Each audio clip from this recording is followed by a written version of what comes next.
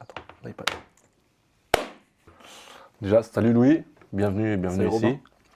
Bon, déjà, la question qu'on va poser à tous les invités, qui es-tu, d'où viens-tu et quel a été ton parcours scolaire? Alors je m'appelle Louis Despréaux, je suis né en Normandie et j'ai grandi à La Réunion. Et mon parcours scolaire qui s'est arrêté il y a quelques années, s'est arrêté après mon Master 1 en STAPS. Ok. Donc tu es né où, tu as dit, pardon? Je suis né en Normandie, à Rouen, Ok. Et après, tu es parti à La Réunion, il me semble. c'est ça. Tu peux nous exactement. raconter Je un suis peu parti- comment tu t'es retrouvé là-bas, Je suis etc. parti à 6 ans, je suis parti à 6 ans à La Réunion, mon père a été muté. Et du coup, j'y suis resté jusqu'à 18 ans. Et mes parents habitent encore là-bas, donc j'y rentre de temps en temps pour les vacances, notamment pour les fêtes de fin d'année. Ok, tu as des petites anecdotes sur ton enfance, avec ta famille là-bas, etc. Des anecdotes, je me rappelle le premier jour où on est arrivé à l'aéroport, où on a atterri. On est sorti de l'aéroport et il faisait tellement chaud, parce que c'était au mois de janvier, donc c'est l'été à La Réunion. Et il faisait tellement chaud qu'on est allé se réfugier sous un arbre, tellement la chaleur était horrible.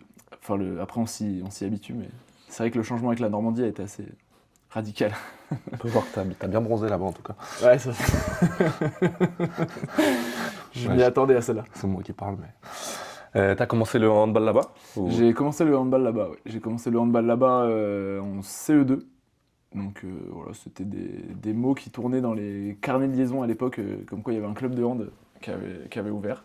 Ok. Et je faisais du foot et du tennis en même temps, donc voilà, j'ai rajouté un troisième sport à la palette. Ok. Et t'as commencé là-bas, on est en. Comment? En. Ta formation? T'es rentré au pôle là-bas? C'est ça. Après, j'ai tout fait à La Réunion. J'ai commencé le hand là-bas, c'était surtout avec mes potes, donc il y avait absolument aucun projet d'en faire mon métier après. Mais après, au fur et à mesure, quand j'ai commencé à faire les intercomités et les interligues, à rentrer dans le cursus de formation, voilà, j'ai tout fait à La Réunion jusqu'au Pôle Espoir. Et après, je suis parti pour le centre de formation à Paris. Et déjà, comment t'as commencé le hand? Comment tu t'es retrouvé là-dedans? Et ben, c'est ça, en fait, c'était le fameux mot dans le carnet de liaison. Donc après, on en avait un peu discuté avec les potes qu'il y avait dans ma classe et on s'est lancé là-dedans. Et le fait d'être tous ensemble, c'est vraiment ça qui a fait que le hand, c'est devenu un peu une passion de se retrouver avec mes potes d'enfance là-dedans. Donc c'était vraiment très sympa et c'est de là qu'est venue un peu la passion du hand dans un premier temps. Après, c'est le moment où on s'est croisés un peu. On s'est rencontrés exactement. Ça s'est fait comment avec le PSG du coup? Comment t'es rentré en contact avec eux? Comment ça Et bah s'est fait? ça s'est fait du coup pendant les Interpol.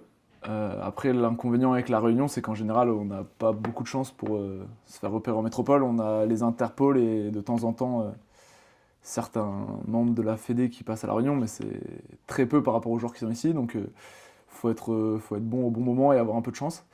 Et ça s'est fait du coup sur mes derniers Interpol. Je me suis fait approcher par Paris et voilà, ça s'est fait comme ça. Ok. T'as des anecdotes un peu quand t'es arrivé au centre, les premiers jours que t'as passé à Paris, etc. Des anecdotes quand je suis arrivé à Paris. On reste en soft, hein. Oui, bien entendu, bien entendu. C'est pour ça que je dois réfléchir plus longtemps.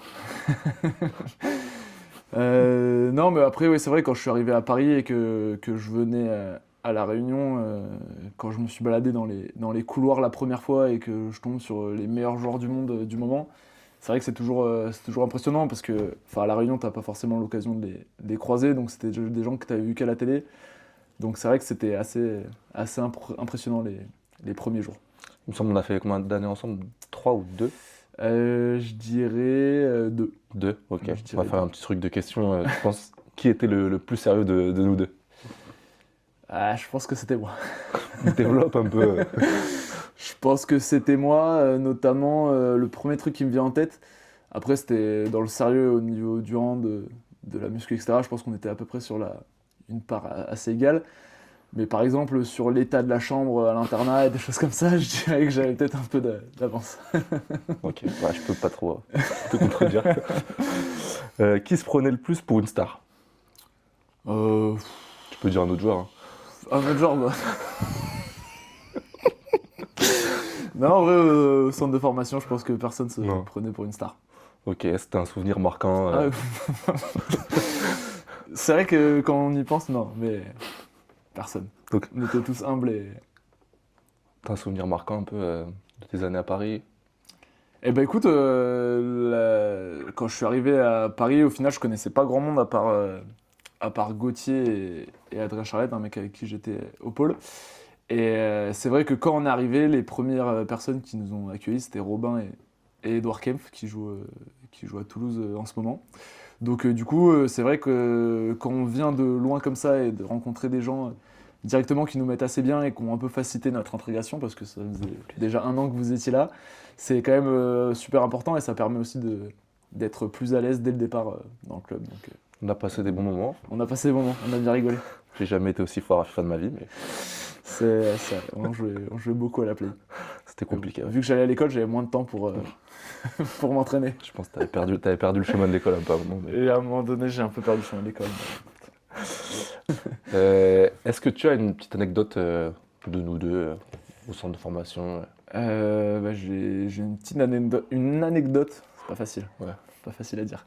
J'ai une petite anecdote, du coup, parmi nos nombreux après-midi à jouer à FIFA, je pense qu'on avait dû faire un peu de bruit ou je sais pas, il y a un truc qu'on n'avait pas très bien fait. Du coup, il y a les surveillants de l'internat qui étaient venus nous débrancher la play, enfin, qui avaient coupé l'électricité dans la chambre. Du coup, ça nous avait pas trop plu et on était descendus dans leur bureau et on les avait arrosés de mousse à raser. D'ailleurs, il faudrait que je retrouve les photos, elles étaient très drôles. Et on les avait arrosés de mousse à raser. Ah, c'était des bons moments, on a bien rigolé. On a bien rigolé. On va passer à ton premier contrat professionnel du coup. Tu peux nous expliquer les contacts que tu as eu avec Cesson, Et comment bah, ça s'est fait, etc. Mon premier contrat pro, c'était à Cesson. C'était après 2 ans de Covid au centre de formation à Paris. Donc j'avais eu pas beaucoup de matchs, etc. C'était un club de D1, donc c'était tout de suite... c'était assez attirant, etc. Mais c'était peut-être une étape que j'ai franchie un peu trop vite après 2 ans de saison blanche quasiment. Donc après, c'était quand même une bonne année. J'ai rencontré des gens avec qui je me suis super bien entendu. Et c'était quand même une belle année où j'ai pris beaucoup d'expérience, aussi beaucoup d'expérience. Donc c'était quand même un bon passage. Ok, et après t'es parti. Et après, je suis parti à Sarrebourg. Du coup, ma première année à saison, j'ai pas eu énormément de temps de jeu. Du coup, je suis parti à Sarrebourg pour justement retrouver un peu de temps de jeu. Et après, c'était pas prévu comme ça de base parce que j'avais signé 2 ans à Cesson et une en option. Mais au final, ça m'a permis de reprendre confiance dans mon jeu et de faire enfin une saison pleine après quasiment 3 ans au final, sans avoir fait de vraies saisons complètes. Donc c'était quand même un passage important pour continuer à progresser. Ouais, il me semble que tu fais 2 grosses saisons là-bas. Et Ouais, au début, ça commence pas très bien parce que je me suis blessé un peu au début. Mais après, ouais, pendant quasiment 1 an et demi, ça s'est plutôt très bien passé. Et c'est un club très familial où on se sent vraiment très bien. Donc après, le petit bémol, c'est la ville en elle-même. Mais sinon, le reste, tous les à côté, c'était vraiment... je connais bien parce que C'est sympa. je viens de là-bas, de la région. Et comment tu as jugé le niveau de la Pro League? Et le niveau de la Pro League, c'est assez, contrairement à la D1, c'est un niveau assez homogène. En fait, toutes les équipes peuvent battre tout le monde. C'est un championnat assez compliqué où tous les matchs sont importants et il n'y a aucune équipe à prendre à la légère. Et c'était un peu le cas de Sarrebourg, on nous prenait souvent à la légère et il y a eu souvent quelques surprises. J'en ai fait les frais un peu. Du coup, après, t'es parti à Aix, c'est ça? C'est ça. Donc, comment ça s'est fait un peu la signature? Tu peux nous raconter Et du coup, ça s'est fait à la mi-saison de ma deuxième année à Sarrebourg où ça s'était vraiment très bien passé les 6 premiers mois. Donc voilà, j'avais eu quelques propositions de club et c'est vrai que Aix par rapport notamment au climat, etc., c'était déjà tout de suite attirant. Ça représente un peu plus, enfin ça correspond un peu plus à ce que j'avais connu à La Réunion. Donc toujours pas bronzé, par contre. C'est toujours pas bronzé. Toujours pas bronzé, il doit y avoir un truc qui cloche. Il y a un truc qui va pas. Il y a un truc qui cloche, faudrait que je consulte un médecin. Mais ouais, et puis c'était un club de D1 qui était quand même bien structuré, enfin qui avait des infrastructures quand même assez folles, etc. Donc c'était quand même un... Voilà, du coup la signature s'est faite assez rapidement. Ok, comment ça s'est passé, ton arrivée là-bas, tes premiers matchs, etc.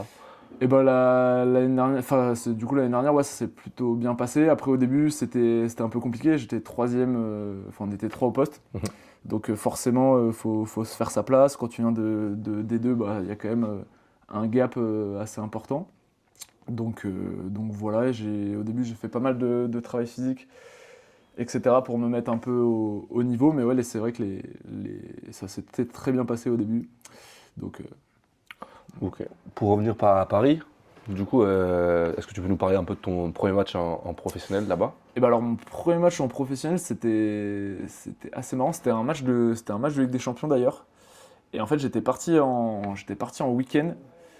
J'étais parti en week-end, je sais plus trop où d'ailleurs. Et bon, c'était avec mon ex-copine, mais bon, ça c'est pas très important, on pourra le couper. On lui passe le bonjour. Et du coup, on était parti en week-end. Ouais, on était parti en week-end de 3 jours. Et on partait rarement en week-end parce qu'en général, le hand, on a toujours les matchs le week-end, donc c'est compliqué. Et pour une fois, on avait l'occasion. Et là, il y a le coach du centre de formation qui m'appelle en me disant que en me disant que l'arrière droit des pros était blessé et que il fallait que je revienne si j'étais disponible. Donc du coup, j'ai dit à mon ex-copine que je rentrais immédiatement pour faire le match, ce qui a peut-être joué du coup dans la balance sur la relation. Mais du coup voilà, je suis rentré et ça a été mon premier match avec les pros contre Cellier en Ligue des Champions.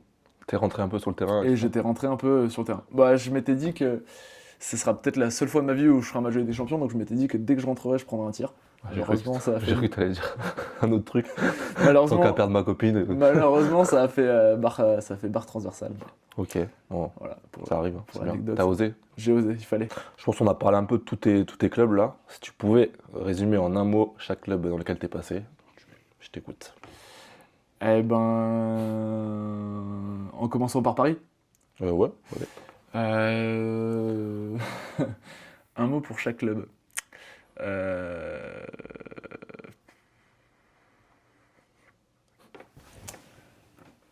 Pareil, on va dire formation. Oh, dur. C'est dur, très dur. Ou découverte. Enfin, Tu peux mettre deux mots, on accordera, c'est bon. C'est vrai, ah, ça va être compliqué après. Euh, C'est sombre, on va dire que c'était les premiers pas dans le grand bain. Bon, Sarrebruck, on va dire que c'était mes 2 premières saisons complètes en pro. Ça fait beaucoup de mots comme ça. Ouais, c'est vrai que ça fait beaucoup de mots. J'ai du mal à faire des, faire des choix. C'est vrai que peu comme bronzer, Ouais. c'est pas si facile. Et A few moments later, heureusement qu'on peut couper. Hein. 2,000 years later. J'ai entraînement bientôt par contre. Ouais, je fais au mieux. One eternity later. Bon, on y reviendra plus tard. Hein. On y reviendra plus tard. Je réfléchis Je réfléchis pendant la suite. Allez, maintenant on va parler du sujet principal et pourquoi t'es ici déjà, dans les bureaux. Donc pourquoi t'as décidé de rejoindre Istres, pourquoi maintenant, etc. Eh ben, j'ai décidé de rejoindre Istres. Bah déjà, c'était un club où j'avais failli signer plusieurs fois avant. Donc j'avais déjà eu plusieurs fois des contacts avec le club. Et puis c'est important aussi dans la carrière de retrouver un moment où je vais pouvoir retrouver un peu de temps de jeu, etc. Après, c'était important aussi pour moi de rester un peu dans la région par rapport aux gens que j'ai rencontrés, au cercle que je me suis créé ici. Parce qu'au Rwanda, c'est assez compliqué au final, voyager un peu toujours aux 4 coins de la France et de jamais pouvoir avoir de stabilité. Donc Istres, c'est aussi un peu le choix de la stabilité pour ma vie en général. Et puis, ce qui est aussi bien à Istres, c'est que je connais déjà des gens sur place, donc c'est aussi des choses qui jouent dans un choix de club. Donc voilà, c'est toutes ces... Tu peux nous raconter comment ça s'est fait concrètement, qui t'a appelé, qui t'a échangé, etc. Eh ben, j'ai échangé avec Robin Dourte. Non. Non, mais j'ai pris quelques infos avec toi, et puis c'est Bastien qui m'a contacté, on s'est appelé, et puis le feeling est bien passé. Donc ça s'est fait au final assez rapidement après les premiers contacts. Donc Voilà. Il me semble que tu as signé 2 saisons. C'est ça. Donc c'est quoi tes objectifs personnels, les objectifs collectifs? Et ben l'objectif personnel, bah, ça va être toujours de continuer à progresser. J'ai commencé le hand pour savoir jusqu'où je pouvais aller en termes de niveau de jeu. Donc écoute, ça va être de continuer à progresser, travailler mes points faibles, renforcer les points forts. Et puis voilà, quoi, c'est un peu Tiens, je la vais faire réponse, la réponse question- classique. La question bateau. quoi. Et puis voilà, après d'un point de vue collectif, ça dépendra aussi de la fin de saison. Est-ce que ça va être de remonter en D1, de se maintenir en D1. Donc voilà, mais j'ai hâte de commencer en tout cas. Je vais te poser la question des journalistes. Quels sont tes points faibles, quels sont tes points forts? Et ben mes points forts, je veux dire que c'est le tir de loin principalement. J'aime bien aussi les relations avec les pivots, surtout quand ils sont grands, donc ça c'est plutôt Cool. c'est plutôt cool. Bonne nouvelle.